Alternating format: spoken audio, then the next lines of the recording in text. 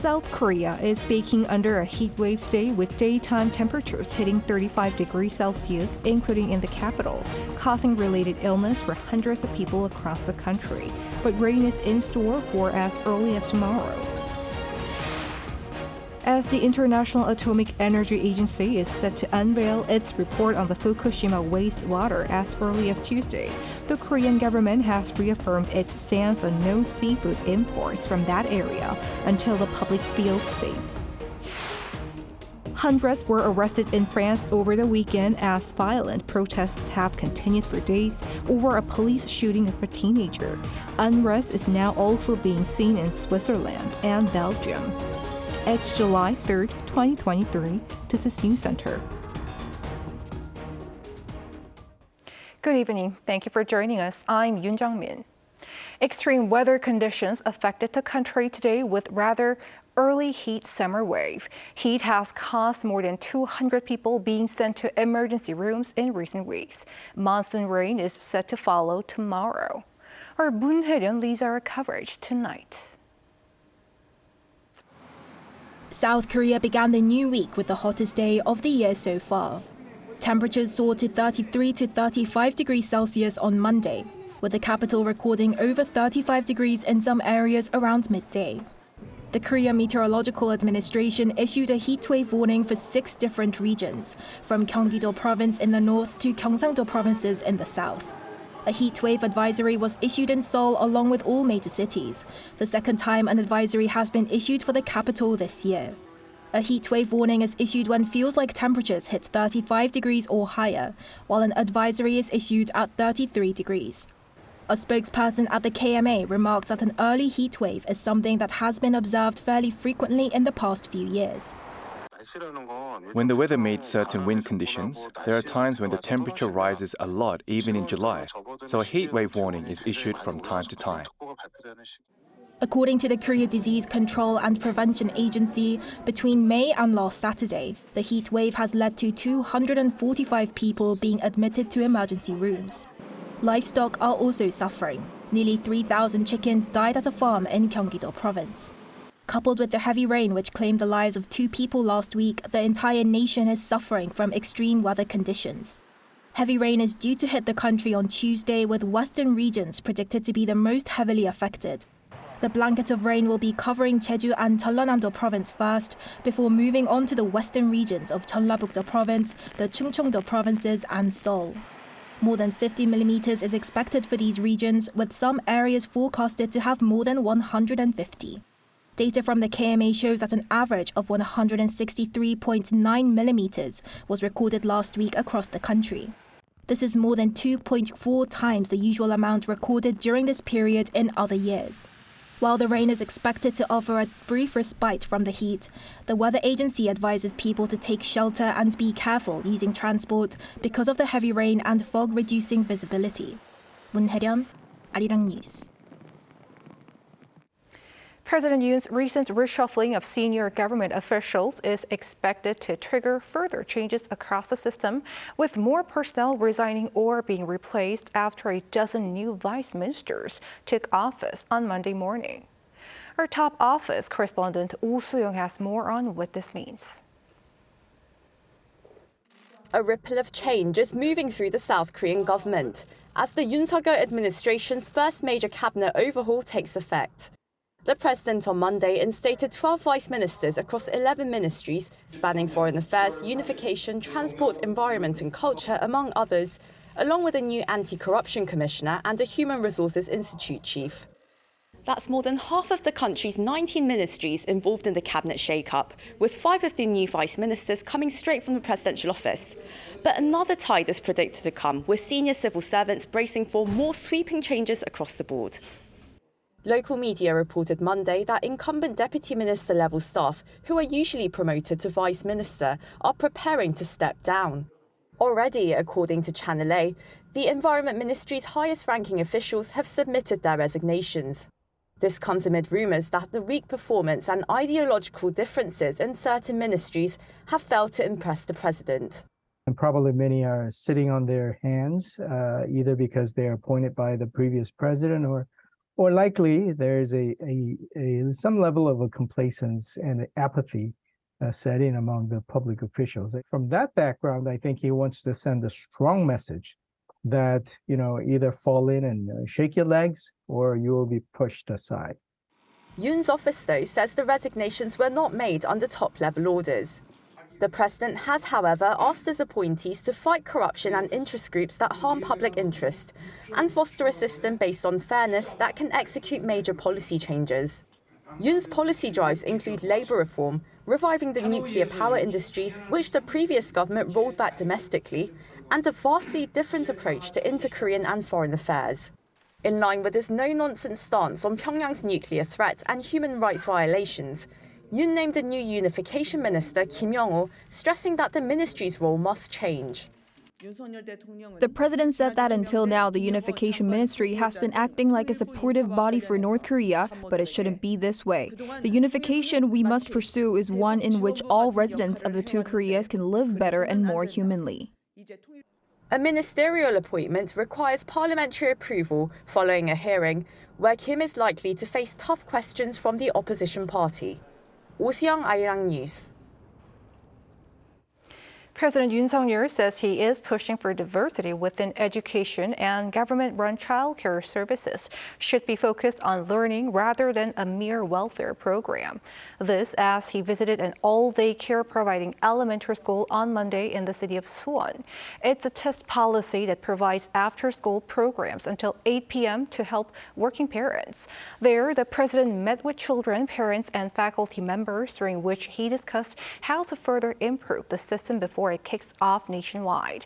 Following that, he stopped by Gyeonggi Game Meister High School, a school focused on fostering talent in the gaming industry. At the National Assembly on Monday, bipartisan lawmakers launched a so-called 2+2 consultative group to work on electoral reform in preparation for the general election coming up in April of next year.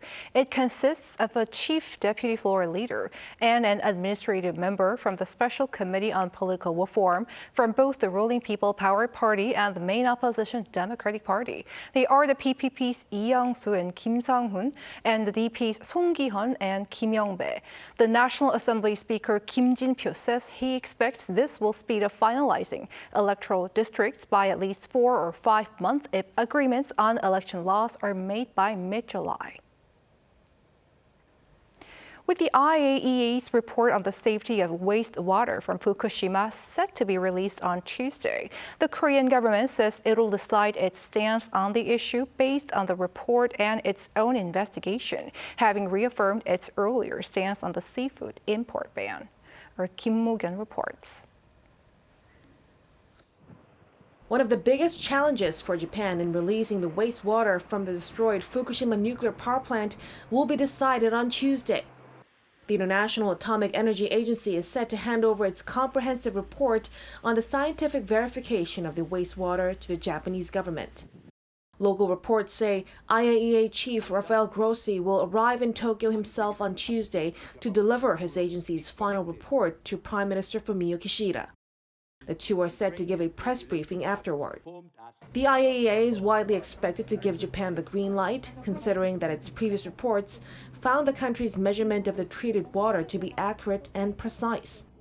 The Japanese government will then announce the exact schedule for the release, a process that will be carried out over the next 3 to 4 decades. With all eyes on the results of the report, the South Korean government reiterated its stance that it's against any release of wastewater that does not meet agreed-upon safety standards. It says that it will decide on its official position on the release after considering the results of both the IAEA report and its own inspection.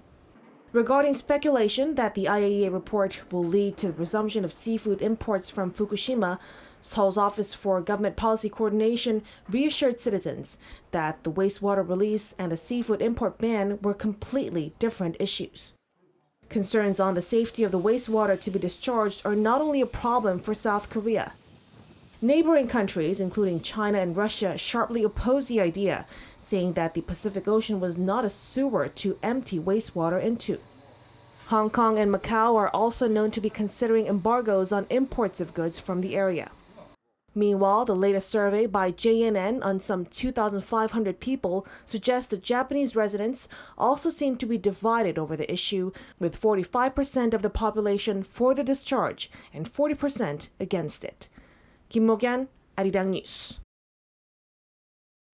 The Ministry of National Defense announced plans to bolster efforts against North Korean threats during the Senior Leader Issues Seminar on Monday. A key part of the plan is to expand the current Nuclear and Weapons Mass Destruction Response Center into a full response headquarters with the goal of having a strategic command set up by 2024. The ministry also plans to put more money into its 3K defense strategy. This is comprised of the kill chain early attack system, the Korean air and missile defense, and the Korean massive punishment and retaliation plan. Moreover, the ministry said that following record-breaking sales of $1.7 billion in defense goods last year, it aims to propel South Korea into the ranks of the top 4 global defense exporters.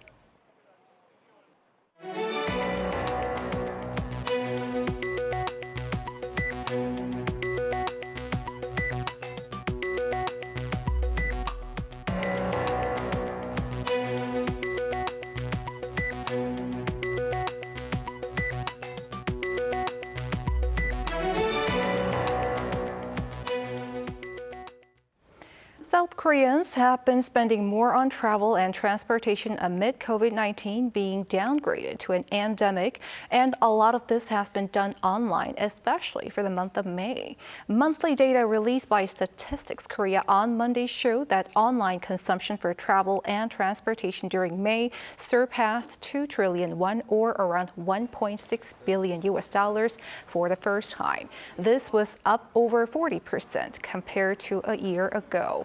Digital e-coupon service transactions also rose almost 37% year-on-year to about $638 million. Total online transactions rose 8.7% to over $14 billion, an all-time monthly high. The South Korean government has begun the process to deposit compensation through a court for 4 Korean victims of Japan's wartime forced labor that have rejected the government's reimbursement plan. Seoul's Foreign Ministry announced this on Monday, saying the 2 victims and the families of 2 deceased victims that have rejected the plan can collect a compensation payment whenever they wish to. It added that the Korean government will continue efforts to contact each of them and ask for their understanding. Earlier in March, seeking to improve ties with Japan, South Korea unveiled a plan to compensate wartime forced labor victims through its own public foundation instead of the responsible Japanese firms. But 4 out of a total of 15 plaintiffs that won legal battles against Japanese companies at South Korea's Supreme Court in 2018 said that they will not accept the money unless it's from the Japanese firms responsible. In France, hundreds have been arrested as violent protests continue across the nation in response to a police shooting of a teenager last week. Unrest has now spread to Switzerland and Belgium. Chung Eun-ju with the latest. The French government deployed security forces and riot police across the country on Saturday as nationwide unrest and violence continued for the 5th straight night. France has been rocked by a wave of violent protests following the death of Nahel, a 17-year-old of Algerian and Moroccan descent who was shot dead last Tuesday in the suburb of Nanterre. According to a provisional tally from the Interior Ministry, more than 700 people were detained across France on Saturday. France's military police force began mobilizing armored vehicles onto streets starting on the 4th night of unrest, and several suburbs of Paris imposed a 9 a.m. to 6 p.m. curfew until Monday. French Interior Minister Gerald Darmanin said some 45,000 police were deployed on Sunday night to deter rioters who have torched cars, looted stores, and targeted town halls and police stations. On Saturday, rioters targeted the home of a Paris suburb mayor, ramming a car into the entrance to his home before setting the car on fire. The mayor was out attending a town hall meeting. However, his wife and children were targeted with fireworks by rioters as they ran to escape. The mayor's wife suffered a broken leg while one of the children was hurt as well. Riots had also spread to cities in Switzerland and Belgium, with protesters chanting "Justice for Nahel" in Brussels and throwing Molotov cocktails in Lausanne on Saturday night. Several arrests occurred in both cities. Meanwhile, in the hopes of quelling the violence, on Friday, French national football team captain Kylian Mbappé appealed for calm. In a statement posted on social media, the PSG star said that while he understands the rage people feel at the death of the teenager, but that the time for violence must cease to give way to that of mourning, dialogue, and reconstruction. 정은주, Arirang News. Over in Incheon here in Korea, the city has opened a unique national museum dedicated to sharing the world's writing systems and better understanding their historical implications. Our Choi Soo-young provides us what to expect. On Friday, June 30th, the National Museum of World Writing Systems opened in Incheon, South Korea, becoming the third museum of its kind in the world. Following France and China, the museum will serve as a global center for research and exhibition on writing systems by emphasizing its uniqueness. While France focuses on deciphering and showcasing world scripts, and China highlights the history of Chinese characters and ethnic minority scripts, our museum explores the emergence of human culture through various writing systems and aims to promote a deeper understanding of Hangul. The most noteworthy permanent exhibits include a tablet of round arc from around 2000 BC, the counterpick jar from 664 BC, and the Book of Joshua, the 42-line Gutenberg Bible for the year 1454. The tablets contain an Akkadian cuneiform inscription of an ancient flood story of West Asia compared to the biblical story of Noah often. Especially, the Book of Joshua exhibited in the museum is exclusively held by the National Museum of World Writing Systems. Furthermore, this museum not only offers visual exhibitions but also incorporates a multi-sensory experiential approach, allowing visitors to directly touch replica exhibits and experience more vivid viewing through advanced digital images. We came here because it's a time when children are getting familiar with letters and they have a lot of curiosity. By experiencing it here, they will naturally become interested in various scripts, including Hangul, as well as other languages. The exhibition showcases a variety of artifacts from 55 different writing systems, including cuneiform, hieroglyphs, Chinese characters, and Hangul, in the order of language evolution. In the special exhibition room, visitors can share their thoughts by comparing the advantages of writing and non-writing systems. The outdoor exhibition features reinterpretations of artworks inspired by writing systems aimed to attract more visitors. The museum has an open design and is connected to a spacious park. It is free to enter, so citizens can easily enjoy its displays. Incheon City will host various cultural events here until July 6th to celebrate its opening. Choi Soo-young, Arirang News.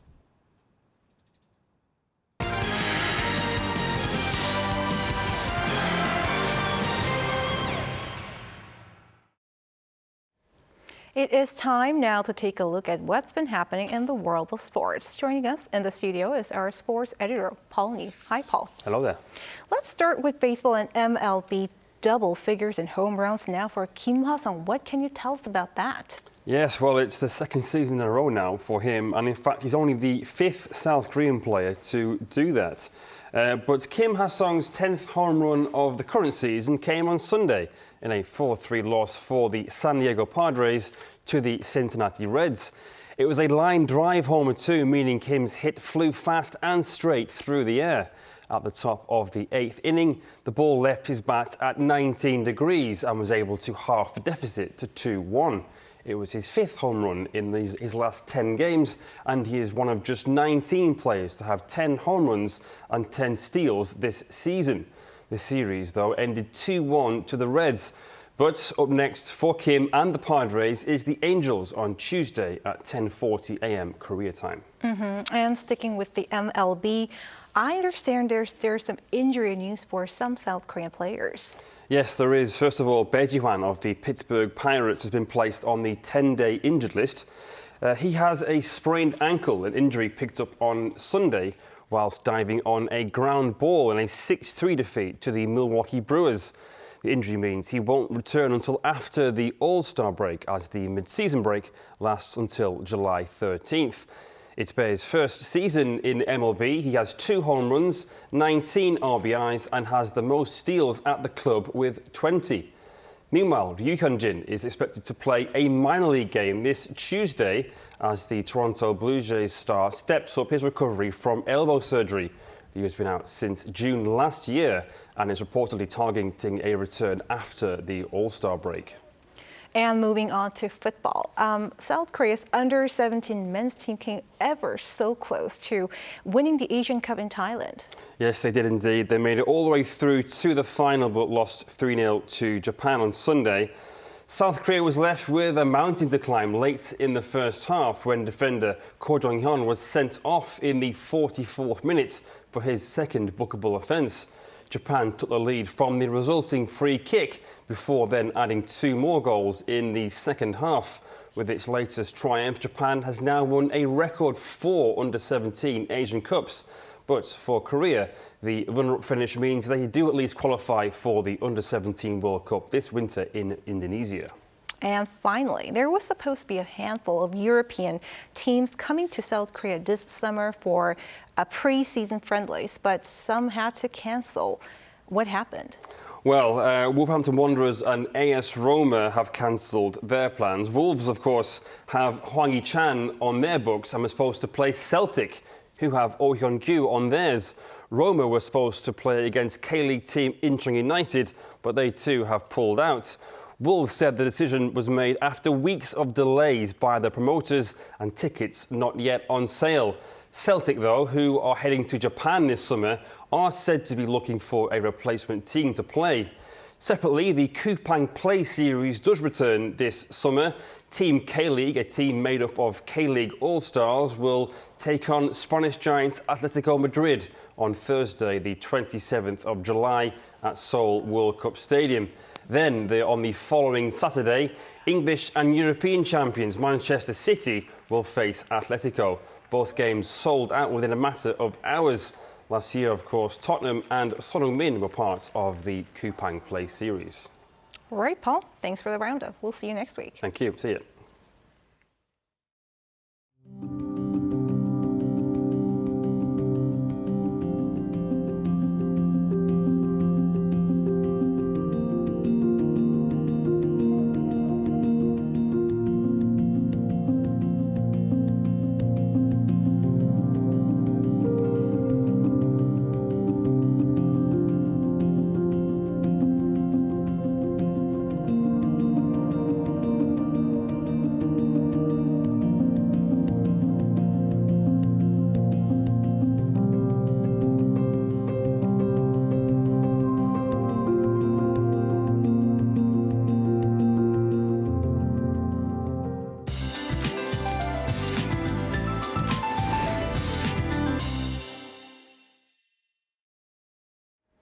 A scorching heat wave has broiled much of South Korea. For Seoul, baking hot conditions prevailed with highs of 35 degrees Celsius today.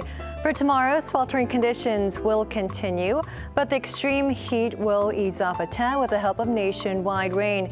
Showers will start tomorrow morning and they will continue into Wednesday morning. This time, the monsoonal rain front will drop heavy showers for western regions. The Seoul metropolitan area, parts of Chungcheongdo and Jeollado provinces will see up to 150 millimeters. Gangwon-do province and the surrounding areas can expect 120 millimeters. Keep in mind that some regions will be battered by locally heavy downpours of 30 to 60 millimeters per hour. The ground is very saturated from previous downpours, and some damage has not been fixed. Please take extra precautions beforehand to prevent any further damages. Tomorrow's Seoul will start off at 25 degrees. Rainy spells will dominate nationwide. Seoul will get up to 30, Gwangju 27, Daegu and Gyeongju will be reaching 29 degrees. For the latter half of the week, the South Coast and Jeju Island will see showers. That's all for now, and here are the weather conditions around the world.